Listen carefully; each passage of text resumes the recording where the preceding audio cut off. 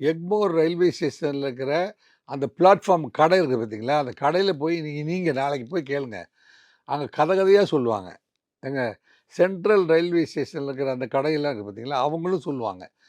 இந்த பசங்க வந்து ட்ரெயினில் ஜனங்க கூட்டமாக நெருக்கத்தில் ஏற போகிறாங்க பார்த்தீங்களா, கடைசி நேரத்தில் ஏறுறாங்க, அல்லது இறங்கும்போது இவங்க இடம் பிடிக்க போகிற மாதிரி உள்ளே நுழைவாங்க பார்த்தீங்களா, அந்த இடத்த டார்கெட் பண்ணி அவங்க வந்து இப்படி கிராஸ் ஆகும்போது நம்மளும் வந்து நம்ம கான்சன்ட்ரேஷன் ஃபுல்லாக போய் கான்சன்ட்ரேஷன் பூரா வந்து ட்ரெயின் போகிறதுக்குள்ளே ஏறணும், அல்லது ட்ரெயின் மூவ் ஆகிற போது அதுக்குள்ளே நம்ம இறங்கணும் அப்படின்ட்டு லக்கேஜை லாஸ்ட் மினிட்ல கொண்டுட்டு அவங்க கிராஸ் பண்ணும்போது அவனை ஈஸியாக அடிச்சிடலாம். அது வந்து ஒரு துணியை லேசாக வந்து இப்படி விரிச்ச மாதிரி கொண்டு வந்து அவனோட அந்த சீனவே வந்து சிசிடிவி கேமராவில் இருந்தும் மற்றவங்க கண்களில் இருந்தும் அந்த சீனை வந்து மறைபொருளாக வச்சு அந்த இடத்துல வந்து அதை ஒரு நிமிஷத்தில் அடிக்கிறதுல கெட்டிக்காரர்கள்.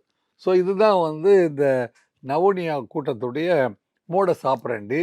நேற்றைய தினம் வந்து அந்த 4 பேரை கைது பண்ணியிருக்காங்க. அவங்ககிட்ட கன்ஃபெஷன் கேட்டாவே வந்து எத்தனை பேர் இதே மாதிரி வந்திருக்காங்க, எத்தனை வருஷமாக அவங்க இதை சக்ஸஸ்ஃபுல்லாக ஆப்ரேட் பண்ணாங்க அப்படின்னு அந்த டீம் அவங்கள நல்லபடியாக விசாரிக்கணும்னு நான் வந்து காவல்துறையை கேட்டுக்கொள்கிறேன்.